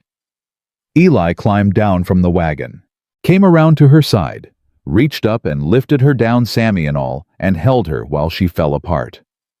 "It's over," he murmured into her hair. "It's over. You're safe. They're safe. Nobody's taking them away." "I was so scared." The words came out broken. "I was so scared, Eli. When they put us in that cellar, when Josie told me they were going to split us up, I thought, I know. I thought I'd lost everything again. Just like with Samuel. Just like..." "You didn't." Eli pulled back, cupped her face in his hands. "You didn't lose anything. You're here. The kids are here. We're all here. Together." Clara looked at him through her tears. At this man who'd become everything in such a short time. "Why?" she whispered. "Why did you come for us? You know why. Tell me anyway." Eli's thumb traced her cheekbone. "Because you're mine. All of you. Maybe not by blood, maybe not by law, but you're mine, and I'm yours, and that's all that matters." Clara closed her eyes. Let his words wash over her. "I love you." The confession came out before she could stop it. "I know it's too soon. I know I shouldn't. But I love you, Eli Holloway." "It ain't too soon." His voice was rough. "And you definitely should." He tilted her chin up. "I love you too, Clara. Been fighting it since the day you showed up on my porch, but I'm done fighting. I'm done pretending this is just charity or convenience or..." She kissed him. Right there in the yard with the children watching and the stars wheeling overhead. She kissed him like her life depended on it, like she'd been drowning for months, and he was finally air. "Ew!" Tommy's voice cut through the moment. "Mama and Pa are kissing." Clara pulled back with a startled laugh. Eli's face had gone red, but he was smiling. "Yeah, we are," he said. "Got a problem with that?" Tommy considered. "Does this mean you're gonna be our real Pa forever?" Eli looked at Clara. She nodded. "If your mama will have me," Eli said carefully. "And if you kids will have me, yeah, forever." "Yes." Tommy pumped his fist. "I knew it. Will you owe me your best marble?" "I never bet nothing," Will protested. "Did too." "Did not." The argument dissolved into laughter. Even Josie was smiling, that rare, genuine smile that transformed her whole face. "Well..." Doc Caldwell's wife appeared in the doorway. "Looks like we've got some celebrating to do." They crowded into the cabin, all of them, Sarah Caldwell included. She'd kept the fire going, made soup from the supplies in the larder, even baked a simple cake with the last of the sugar. "It's not much," she apologized. "But I figured you'd all be hungry." "It's perfect." Clara hugged her. "Thank you. For everything." "Don't thank me. Thank my husband." Sarah nodded toward the window. "He's still out there with the sheriff, making sure Crane's people don't cause any more trouble." "Will there be trouble?" "Maybe. Crane's got allies. But so do you now." Sarah squeezed her hands. "This community failed you, Clara. We let fear and gossip and small-mindedness blind us to what was right. But we're trying to fix it. All of us." Clara didn't know what to say, couldn't find words for the complicated tangle of emotions in her chest, gratitude and resentment and hope all mixed together. "Give it time," Sarah said gently. "Just give it time." They ate, The children devoured everything in sight, making up for days of fear and uncertainty with sheer appetite. Tommy told the story of the rescue at least 3 times, embellishing more with each telling, until Eli had single-handedly defeated 50 armed men. "It was maybe 10, Eli corrected. "And I didn't defeat nobody. The sheriff did most of the work." "That ain't how I remember it," Tommy insisted. "That's 'cause you remember wrong. Do not do too." Clara watched them argue, her heart so full it hurt. This was what family looked like. Not blood, not paperwork. Just people who chose each other day after day, through good and bad, and everything between. Samuel would have loved this. Would have loved watching his children laugh and argue and be children again. Would have loved Eli for giving them what he couldn't. She touched the ring on her finger. Still there. Still a part of her. But maybe it was time to let go. Later, after the children were asleep and Sarah had gone home, Clara and Eli sat together at the table. "I want to ask you something," Clara said. "But I need you to be honest. Always. When you came for us tonight, when you gathered all those people..." She hesitated. "Did you ever think about not coming? About letting them take us so you could keep your ranch, your life, everything you built?" Eli was quiet for a long moment. "Yeah," he admitted, for about half a second. Clara's heart clenched. "Then I thought about Martha," he continued. "About what she would have done. And I knew," his voice cracked, "I knew she would have burned the whole damn territory down to save those kids. And I knew I had to be the man she believed I was, even if I'd forgotten how. You are that man, Eli. You always were." "Maybe." He reached across the table, took her hand. "Or maybe you brought him back. Either way, I ain't losing him again. What happens now? Now we rebuild.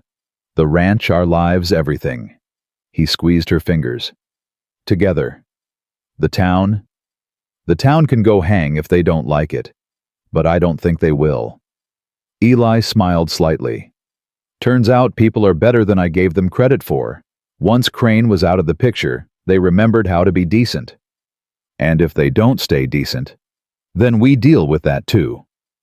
He stood, pulled her to her feet. "But not tonight. Tonight we sleep. Real sleep. In a real bed. Safe." Clara looked toward the bedroom door.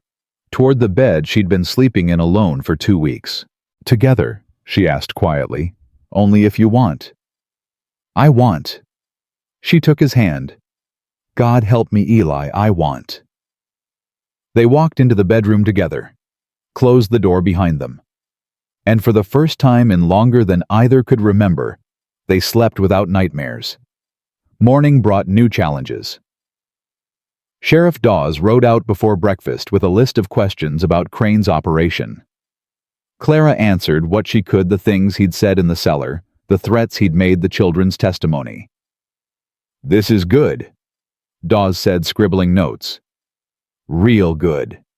Between what you've given me and what we found in his office, Crane's looking at 20 years minimum." "His office?" Eli leaned forward. "What did you find? Records, going back nearly a decade. Names, properties, dates." Dawes shook his head. He wasn't just stealing land. He was running a whole operation, identifying vulnerable people, manufacturing reasons to seize their property, buying it at auction through shell companies. Must have stolen close to 40 farms that way. Clara felt sick. All those families. Yeah, all those families. Dawes stood. "The territorial government's launching a full investigation. If we can prove wrongful seizure, those folks might get their land back. Or at least compensation." "That's something, I guess." "It's more than something. It's justice." Dawes tipped his hat. "I'll be back in a few days with more questions. In the meantime, try to rest. Both of you look like you've been through hell." He wasn't wrong. After the sheriff left, Clara found Josie standing by the window, staring out at nothing. "Hey, baby. You okay?" Josie didn't turn around. "Is it really over?" The sheriff thinks so. But what if it isn't? Josie's voice was small. What if the bad man has friends? What if they come back? Clara crouched down beside her daughter. Then we'll deal with it. Together. Like we always do. I'm tired of dealing with things. Josie's face crumpled. I'm tired of being scared. I'm tired of being the one who has to watch everyone else. I just want to be... What baby?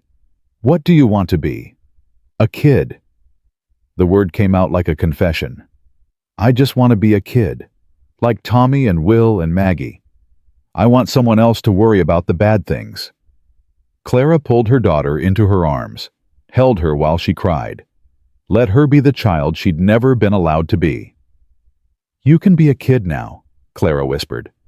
You can let Eli and me do the worrying. That's our job. Promise. I promise. Josie cried for a long time, years of suppressed fear and responsibility pouring out in a flood of tears.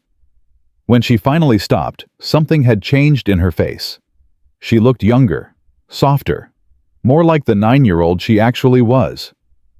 I'm hungry, she said. Clara laughed, actually laughed. Then let's get you some breakfast. The next few days passed in a strange kind of peace. Eli worked the ranch. Clara worked the house. The children explored their new home, finding hiding spots and secret places, claiming the land as their own. Tommy discovered a barn cat with a litter of kittens and declared himself their official protector. Will started drawing again, scratching pictures into the dirt with a stick, then graduating to paper when Clara found some in Eli's supplies. Maggie followed Eli everywhere, chattering nonstop, asking questions he didn't always know how to answer. And Josie, for the first time in years, played. Really played. Laughed and ran and got dirty and didn't worry about who was watching or what needed to be done. She even let Tommy beat her at a foot race, though Clara suspected she'd thrown it on purpose. She's different. Eli observed one evening watching Josie chase fireflies with her siblings. She's finally being a child. Clara leaned against his shoulder. Thanks to you. I didn't do anything. You gave her permission to stop being the grown-up. Clara kissed his cheek. That's everything. On the 5th day, visitors started arriving. First was Agnes Potter from the general store. She came with her head bowed and her hands full of supplies, flour, sugar, salt, coffee things she'd refused to sell Eli just days ago. I owe you an apology, she said. Both of you. What I did, how I treated you, it was wrong. I let Crane's poison infect my thinking, and good people suffered for it.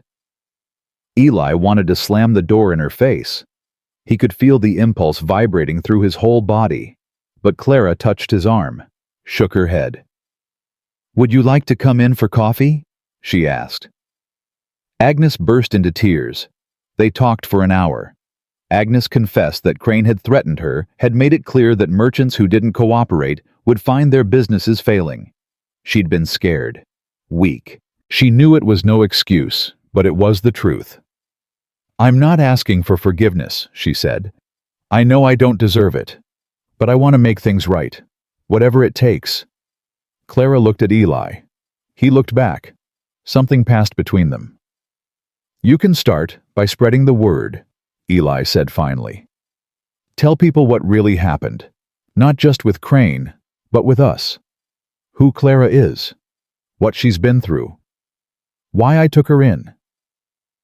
I will. I swear it. And if anyone else comes around talking poison about my family, you shut them down. Understood? Agnes nodded vigorously. Understood. After she left, Clara turned to Eli with raised eyebrows. Your family? Damn right, my family. He pulled her close. Got a problem with that? Not even a little. More visitors came. The Hendricks brothers with an offer to help repair fences. Widow Carlson with a pie and an apology. Even Reverend Stone, who delivered a lengthy speech about Christian forgiveness that basically amounted to admitting he'd been a judgmental fool. I don't need forgiveness from you, Eli told him. I need you to do better. This whole town needs to do better. You're right. The Reverend's voice was subdued. We do, and we will, starting now. Actions, Eli said. Not words. Show me. I will. By the end of the week, the ranch was drowning in gifts. Food, blankets, tools, toys for the children. More than they could use. More than they could store. What do we do with all this? Clara asked, surveying the growing pile. Share it. Eli's voice was quiet. There's other people hurting in this valley. People Crane destroyed who are still trying to put their lives back together. We give what we don't need to them. Clara stared at him. You'd do that, after everything this town put us through. It ain't about them. It's about us. Eli met her eyes. About who we want to be. What kind of family we want to build. She kissed him, long and deep and full of promise. I love you, she said when they finally broke apart. I know, he grinned. I'm pretty lovable. And modest. That too. The laughter that bubbled up between them was healing. Medicine for wounds they'd both been carrying too long. On the 10th day, Doc Caldwell brought news. The territorial governments finished their preliminary investigation, he said. Crane's being transferred to Cheyenne for trial. He'll never set foot in this valley again. Eli felt something unclench in his chest. That's it. It's really over. Not quite. Doc Caldwell smiled. There's more. He pulled a folded paper from his coat. Official looking. Heavy with seals and signatures. Remember how Clara couldn't prove her marriage to Samuel? How the county said she wasn't legally a widow? Clara nodded, her face pale. Well, I did some digging. Wrote some letters. Made some inquiries. Doc Caldwell handed her the paper. Turns out your old preacher, the one who married you and Samuel, he didn't move east like everyone thought. He moved to Montana, small town called Helena. Clara's hands shook as she unfolded the document. Is this? A certified copy of your marriage record, dated June 3, 1872. Samuel James Whitmore and Clara Josephine Bennett. Signed, witnessed, and legal as the day it was written. Clara couldn't speak. Couldn't breathe. Which means, Doc Caldwell continued, you're entitled to widow's benefits from the Territorial Relief Fund, about $40 a month backdated to Samuel's death. That's nearly $200 owed to you. The room spun. Clara grabbed Eli's arm to steady herself. $200, give or take, plus ongoing monthly payments. Doc Caldwell's smile widened. Should be enough to get you folks back on your feet. Really back on your feet. Clara looked at the document, at the names written there. Samuel James Whitmore. Her husband. The father of her children. The man she'd loved and lost. Tears spilled down her cheeks. Thank you, she whispered. Thank you so much. Thank your husband.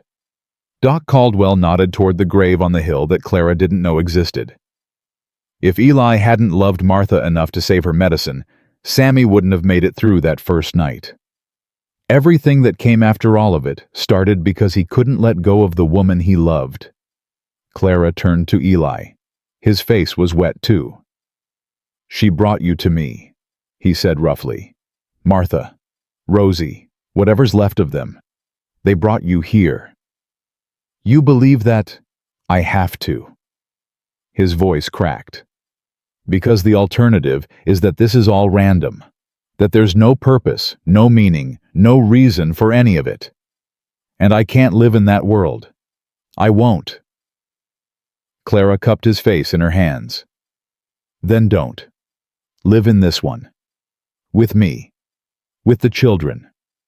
With whatever purpose we make together. Is that a proposal? Depends. You accepting? Eli laughed. A real laugh, full and warm. Yeah, he said. I reckon I am.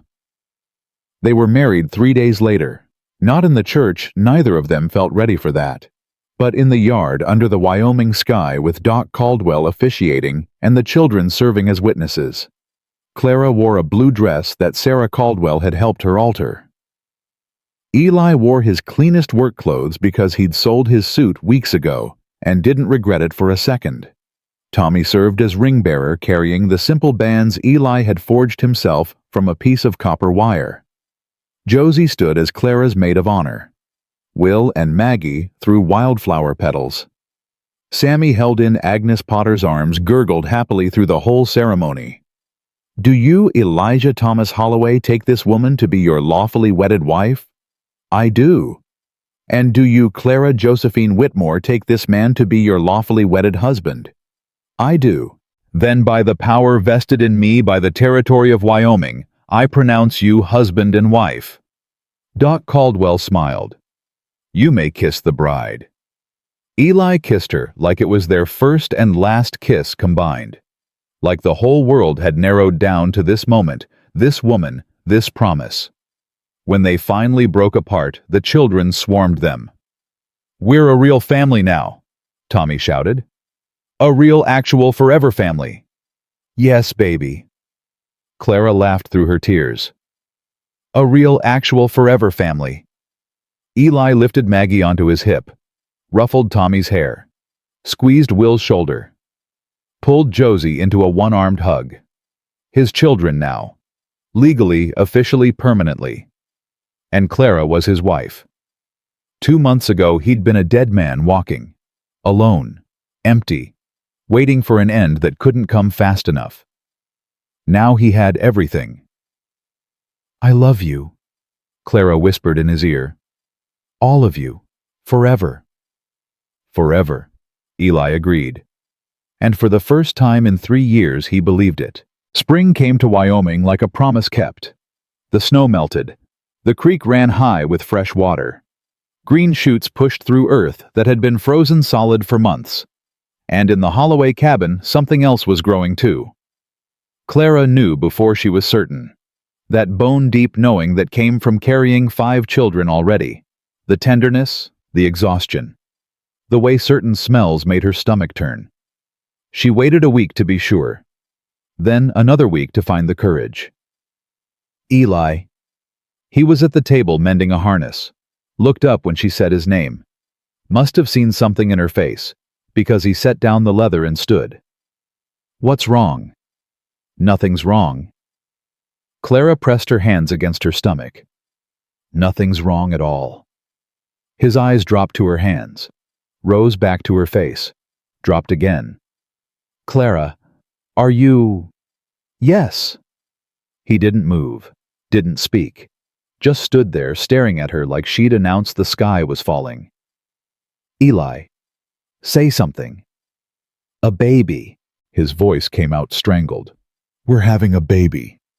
We're having a baby." The sound that came out of him wasn't quite a laugh. More like a sob that got confused halfway through. He crossed the distance between them in 2 strides and pulled her into his arms so tight she couldn't breathe. "Eli."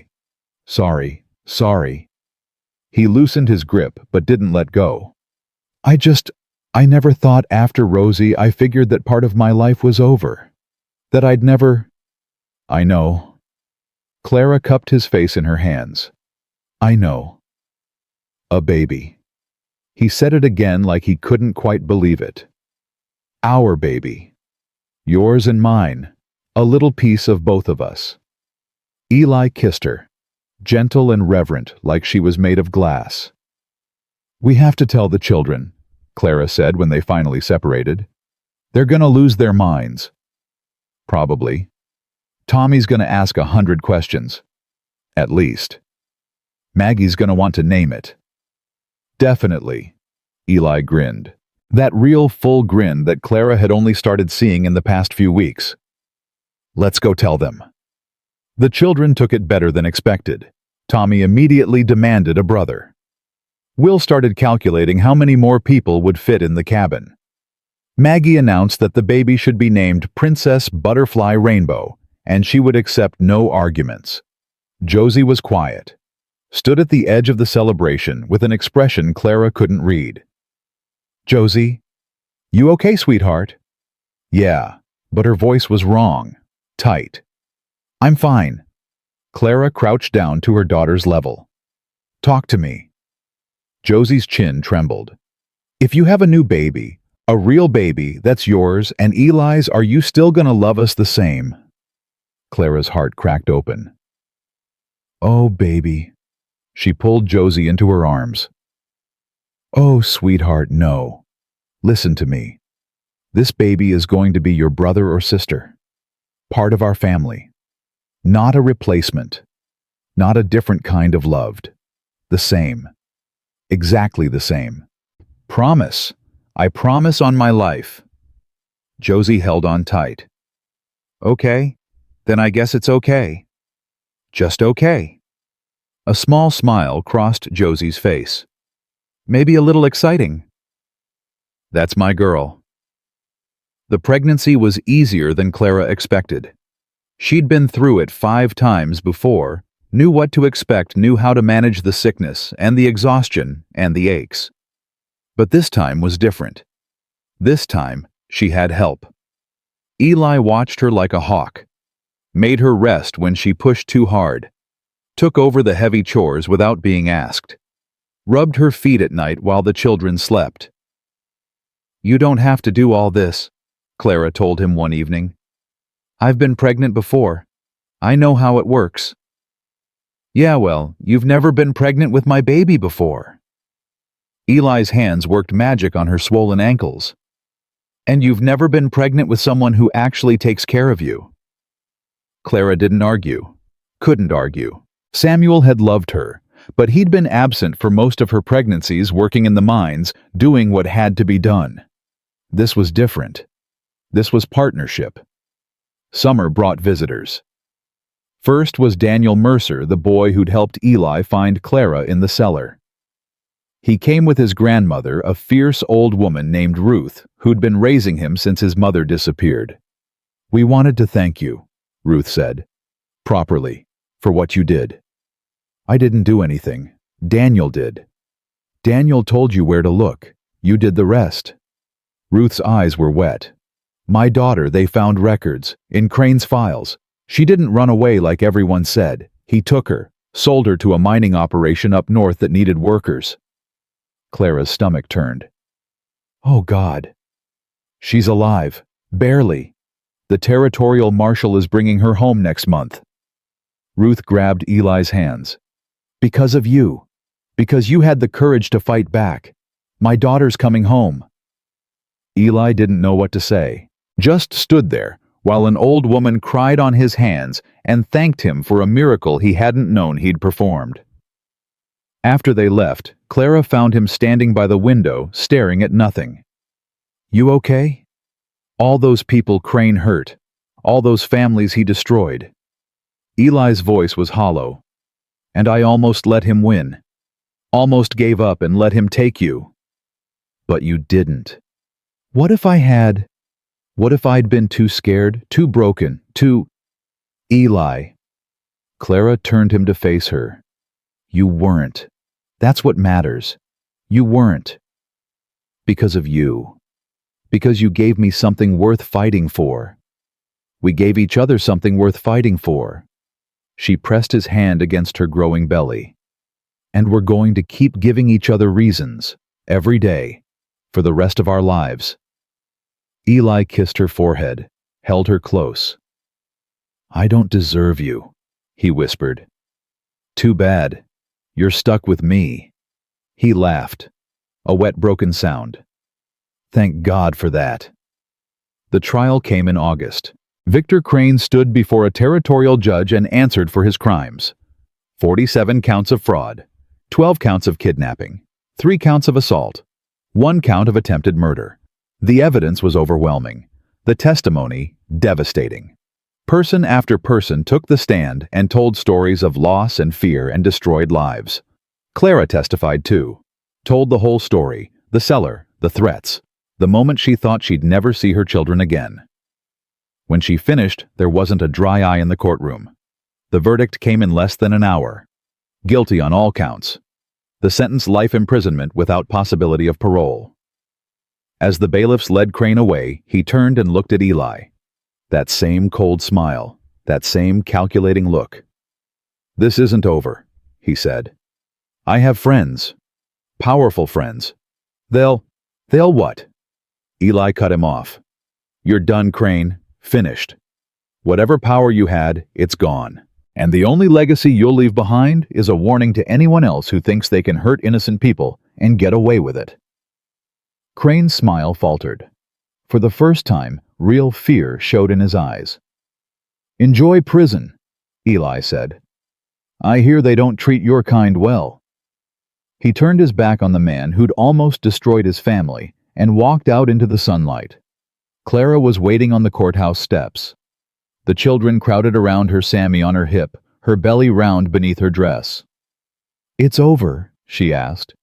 It's over. Tommy cheered. Will actually smiled. Maggie demanded ice cream. Josie just stood there watching Eli with those two old eyes finally starting to look young. Can we go home now? She asked. Eli lifted her up, even though she was getting too big for it. Yeah, sweetheart. We can go home now. Fall came with colors and chaos. The widow's benefits had been flowing for months now, regular payments that transformed everything. They bought a milk cow, fixed the barn roof, added a room onto the cabin for the children. Eli even bought Clara a real wedding ring, gold with a tiny sapphire that matched her eyes. It's too much, she protested when he slipped it on her finger. It ain't nearly enough. He kissed her hand. You deserve diamonds and pearls, a big house, 100 servants. I have everything I need right here. So do I. The children were thriving. Tommy had shot up 3 inches over the summer and was starting to help with real ranch work. Will had found his voice talking more in the past few months than he had in years. Maggie had learned to read and was driving everyone crazy, demanding stories every night. And Josie was finally truly being a child. She had friends now, girls from town who came to visit, who played games and whispered secrets and made plans for futures that didn't involve survival. She laughed more, worried less, had even started calling Eli Pa without the hesitation that used to precede it. She's different, Clara observed one evening watching Josie teach Maggie a clapping game. She's happy. Eli wrapped his arm around her shoulders. That's all the difference in the world. Sammy took his first steps in September, wobbled across the cabin floor toward Eli's outstretched hands, fell twice, got up twice, and finally collapsed into his arms with a triumphant shriek. He did it! Tommy yelled. Sammy walked! The whole family erupted in celebration. Eli lifted the baby high, spun him around, while Sammy giggled with pure delight. That's my boy, Eli said. That's my strong, brave boy. Clara watched with tears in her eyes. Watched the man who'd been dead inside 2 years ago, now full of life and love and joy.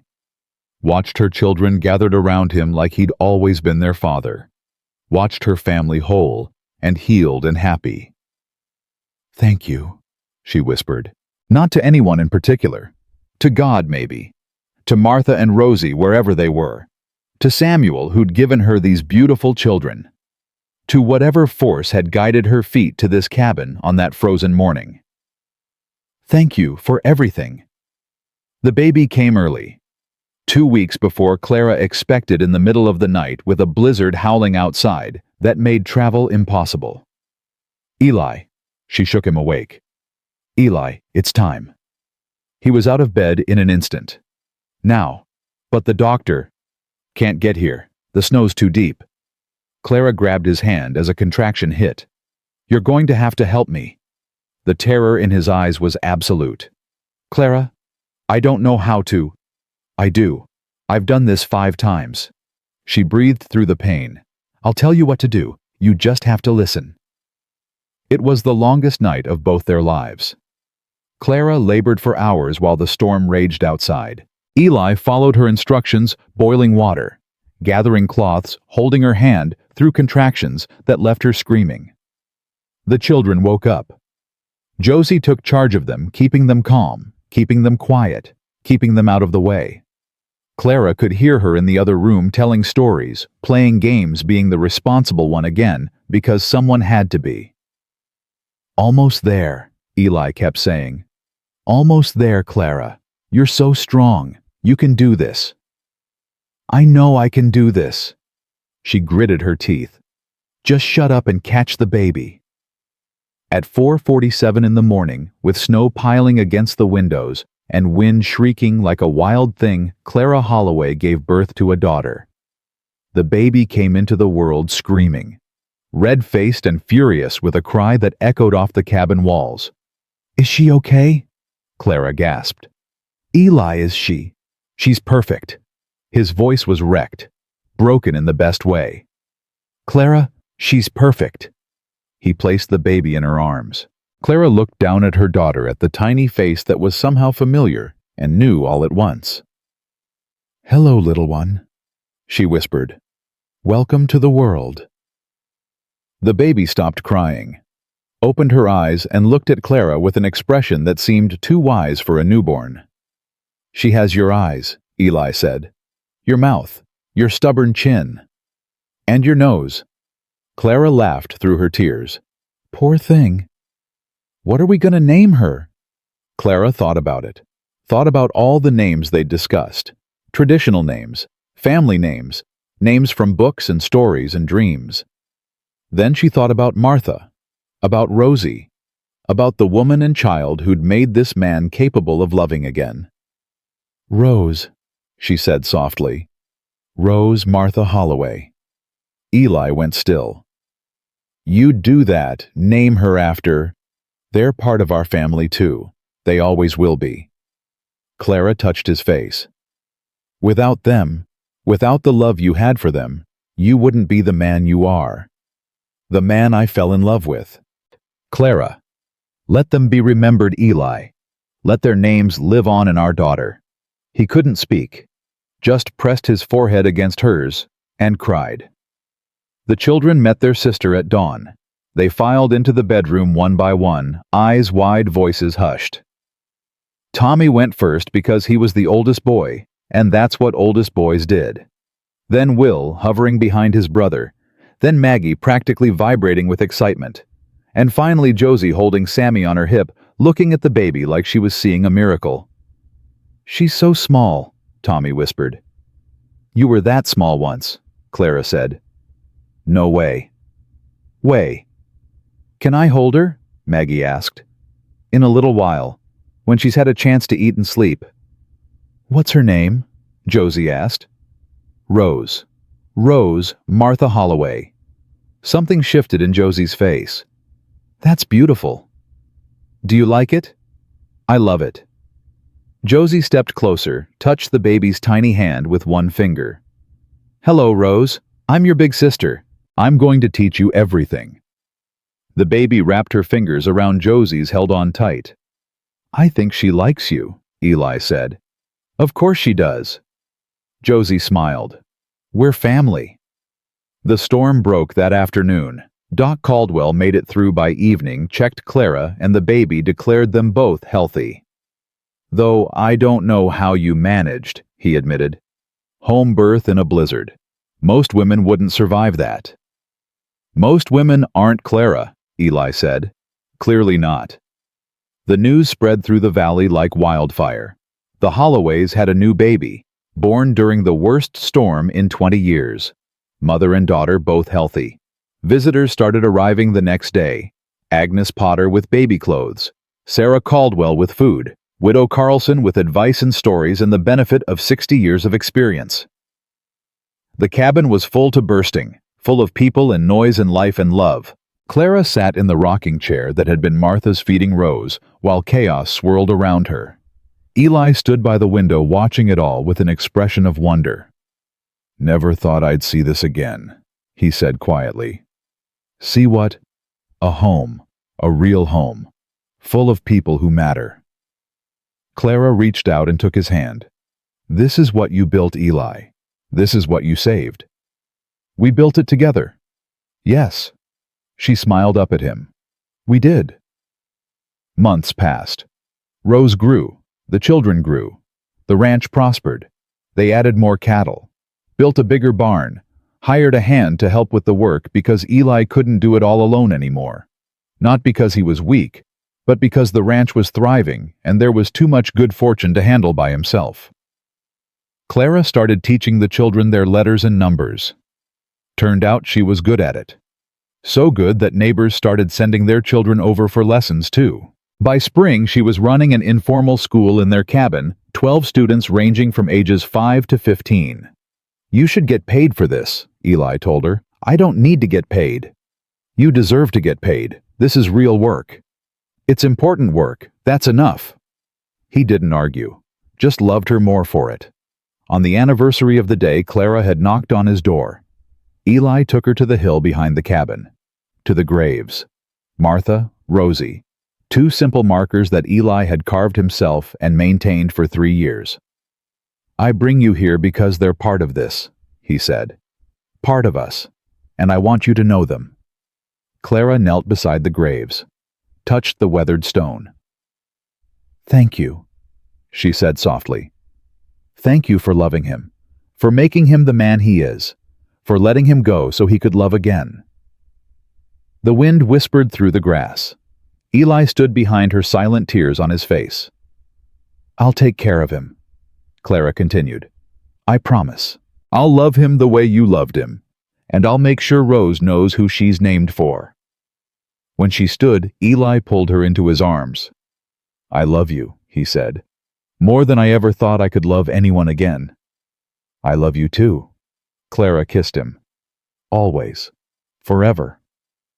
They walked back to the cabin hand in hand, through the door, into the chaos of 6 children and 1 baby, and a life fuller than either had dreamed possible. Josie was reading to Maggie. Tommy was arm wrestling Will. Sammy was building towers with wooden blocks and knocking them down with delighted shrieks. Rose was sleeping in her cradle, peaceful and perfect. This was their family, built from broken pieces, forged in desperation and hope, held together by love. "Hey!" Eli gathered the older children around him. "I want to tell you all something." They gathered close. Even Maggie stopped squirming long enough to listen. "A year ago, I was alone. Empty. Just waiting to die." His voice was rough but steady. "Then your mama knocked on my door with all of you, starving, scared, with nowhere else to go." He looked at each of them in turn. Tommy with Samuel's eyes, Will with his quiet strength, Maggie with her endless energy, Josie with her old soul finally learning to be young, Sammy with his father's smile. "You saved me," Eli said. "All of you. You gave me something to live for, something worth fighting for, worth dying for if it came to that." "Pa," Josie's voice cracked. "Let me finish." Eli pulled Clara close. "I know I'm not your real father. I know Samuel was, and he loved you. He loved all of you. Never doubt that." The children were crying now. Clara too. "But I love you just the same. Not because I'm supposed to, not because I feel obligated, but because you're mine. Every single one of you. Mine." Tommy launched himself at Eli, then Will, then Maggie. Josie held back for one moment, then crashed into the pile with a sob. They stood there tangled together, crying and laughing and holding on tight. A family, whole, complete, forever. Clara looked at them through her tears, at the man who'd opened his door to a desperate stranger, at the children who'd taught him how to love again, at the baby sleeping in the cradle, new life born from old pain. "Thank you," she whispered. "For what?" Eli asked. "For taking us in, for not giving up, for choosing us when you could have chosen anything else." "I didn't choose you." Eli kissed her forehead. "God chose you for me. I just had sense enough to say yes." Outside, the sun set over the Wyoming hills. Inside, a fire burned warm and bright. And in a cabin that had once held nothing but ghosts, 7 hearts beat together in perfect rhythm. The cowboy had said, "I'll take you too." And he had. He had taken them all, loved them all, saved them all, and they had saved him right back. That was the truth of it. The simple, beautiful truth that Clara had learned in the hardest year of her life. Love wasn't about deserving, wasn't about earning, wasn't about making sense or following rules or doing things the right way at the right time.